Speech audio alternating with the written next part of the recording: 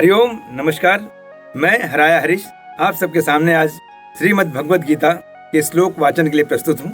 और धन्यवाद आज हमारे प्रथम श्रोता के रूप में प्राप्त हुए हैं हमें सेठ योगेश जायसवाल जी, उनकी पत्नी श्रीमती छाया जायसवाल जी। आज का हम ये भगवद गीता श्लोक वाचन कार्यक्रम शुरू करते हैं। पहले ये बताना चाहेंगे भगवद गीता निकली कहाँ से। भगवद गीता ये महासमर कुरुक्षेत्र में जब पांडव और कौरव बीच युद्ध चल रहा था, उस समय विषाद में बैठे अर्जुन जी को भगवान श्री कृष्ण ने समझाने का प्रयास किया कि आपका काम है युद्ध करना। और इसलिए वहां पर जो उन्होंने कहा उनसे, वो सुन रहे थे संजय जी। संजय जी कैसे सुन रहे थे? क्योंकि उनको दिव्य दृष्टि दिया था वेदव्यास जी ने। और सुना किसको रहे संजय जी? धृतराष्ट्र जी को। इसलिए पूरी गीता अगर कोई लाइव कमेंट्री सुना है तो वो सिर्फ धृतराष्ट्र जी थे। आज संजय जी की वो लाइनें आपके सामने प्रस्तुत करते हुए मुझे बड़ी खुशी हो रही है। थैंक यू सेठ योगेश जी, आपको थैंक यू सेठानी छाया जी कि आज इससे माहौल को आपने बनाने में बड़ा योगदान दिया है। और धन्यवाद जैसा शब्द कहकर मैं उनके प्रति अपनी कृतज्ञता को कम नहीं करना चाहता। आदरणीय आलोक राय जी जिन्होंने इसका निर्देशन देने के लिए स्वीकार किया, और आदरणीय प्रेम कुमार जी जिन्होंने हमारे ये वीडियो को आप तक पहुंचाने का प्रयास करने का चरितार्थ किया। धन्यवाद आप दोनों को। और आइए सीधा श्लोक वाचन के लिए प्रस्तुत हूँ। तो आइए, अथ प्रथमोऽध्यायः। धृतराष्ट्र उवाच धर्म क्षेत्रे कुरुक्षेत्रे समवेतायुत्सवः माम का पांडवश्चैव किम कुर्वत संजय। धृतराष्ट्र कह रहे हैं, हे संजय, धर्म भूमि कुरुक्षेत्र में, महासमर भूमि में मेरे पुत्र और पांडु के पुत्र इकट्ठा होकर वहां पर क्या चल रहा है, क्या कर रहे हैं, बताइए।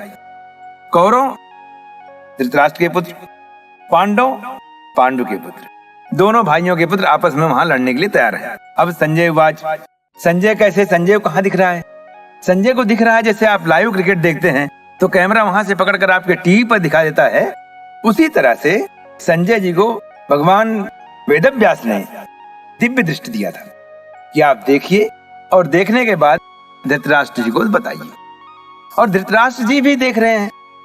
देखिए, धृतराष्ट्र को भी मालूम है कि उनके पुत्रों ने गलती की है।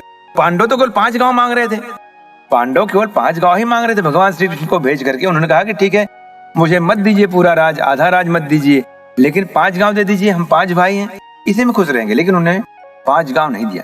धृतराष्ट्र को मालूम है, हर पिता को मालूम है मेरा पुत्र गलत है, लेकिन पिता अपने पुत्र को कभी भी भुला नहीं पाता। जिस पुत्र को ये लगता हो कि मेरे पिता मुझसे प्यार नहीं करते, ना, निकाल दीजिए अपने दिल से। हर पिता अपने पुत्र से बहुत प्रेम करता है। तो संजय उवाच दृष्ट्वा तु पांडवानीकं व्यूढ़ं दुर्योधनस्तदा आचार्यं पुं संगम्य राजा वचनं प्रवीद। संजय बोले, उस समय राजा दुर्योधन ने व्यूह रचना युक्त पांडवों की सेना को देखकर और द्रोणाचार्य के पास जाकर यह वचन कहा। उन्होंने क्या कहा? पश्य एताम पांडुपुत्राणाम आचार्यं महति चमुम व्यूढ़ाम द्रुपद पुत्रेण तो शिष्येण धीमता। हे आचार्य, आपके बुद्धिमान शिष्य द्रुपद पुत्र धृष्टद्युम्न के द्वारा व्यूहाकार खड़ी हुई पांडु पुत्रों की इस बड़ी भारी सेना को देखिए।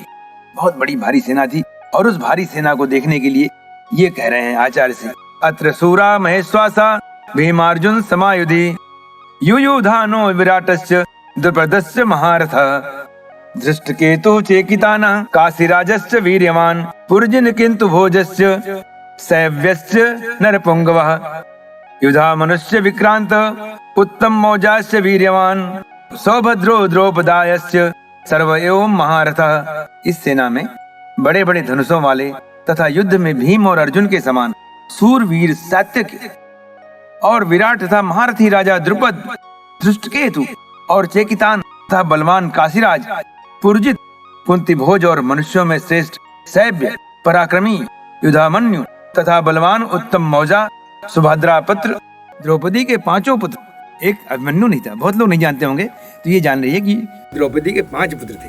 अस्माकं तु विशिष्टाये तान् निबोध द्विजोत्तम नायका मम सैन्यस्य संज्ञार्थम तान ब्रवीमिते। हे ब्राह्मण श्रेष्ठ, यहाँ बता दूं आपको, यहाँ पर दुर्योधन द्रोणाचार्य से बात कर रहे हैं। कह रहे हैं, हे ब्राह्मण श्रेष्ठ, अपने पक्ष में भी जो प्रधान है उनको आप समझ लीजिए। आपकी जानकारी के लिए मेरी सेना के जो जो सेनापति हैं उनको बतलाता हूँ। और एक एक का नाम वो बता रहे हैं। भावान भीमश्च कर्णश्च कृपश्च समीतंजय अश्वत्थामा विकर्णश्च सौमदत्तिस्तथैव च।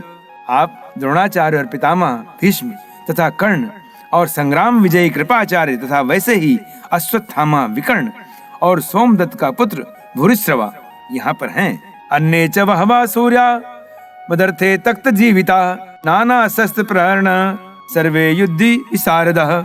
और भी मेरे लिए जीवन की आशा त्याग देने वाले बहुत से सूरवीर अनेक प्रकार के अस्त्रों शस्त्रों से सुसज्जित और सब के सब युद्ध में चतुर हैं, युद्ध में पारंगत हैं। अपर्याप्तम तदस्माकं बलम भीमाभिरक्षितम पर्याप्तम तुदमे तेषां बलम भीमाभिरक्षितम। भीष्म पितामह द्वारा रक्षित हमारी यह सेना सब प्रकार से अजय है और भीम द्वारा रक्षित इन लोगों की यह सेना जीतने में सुगम है। अयनेषु च सर्वेषु यथा भागम वस्थिता भीष्म एव अभिरक्षन्तु भवन्तः सर्व एव ही। इसलिए सब मोर्चों पर अपनी अपनी जगह स्थित रहते हुए आप लोग निसंदेह भीष्म पितामह की ही सब ओर रक्षा करेंगे।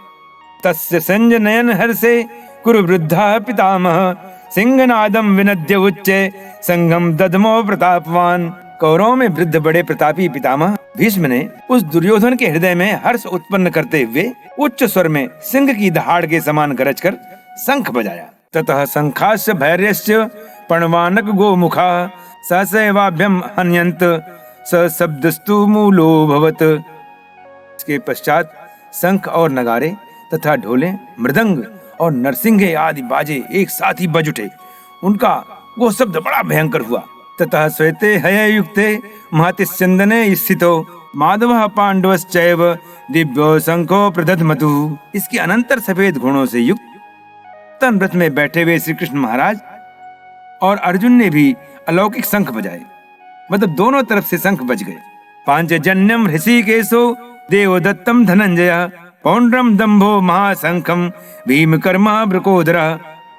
श्री कृष्ण महाराज ने पांचजन्य नामक, अर्जुन ने देवदत्त नामक और भयानक कर्म वाले भीमसेन ने पौंड्र नामक महाशंख बजाया। फिर से एक बार देखिए, भगवान श्री कृष्ण का शंख का नाम पांचजन्य, अर्जुन के देवदत्त और भीमसेन का पौंड्र, ये शंख का नाम। अनंत विजयम राजा कुंती पुत्रो युधिष्ठिरा नकुलम सहदेवश्च सुघोषमणि पुष्पकौ। कुंती पुत्र राजा युधिष्ठिर ने अनंत विजय नामक और नकुल तथा सहदेव ने सुघोष और मणि पुष्प नामक शंख बजाए। काश्यश्च परमेश्वासः शिखंडी च महारथः दुष्टदुम्नो विराटश्च सात्यकिश्च पराजितः द्रुपदो द्रौपदेयाश्च सर्वशः पृथ्वीपते सौभद्रश्च महाबाहु शंखानुद्म पृथक पृथक।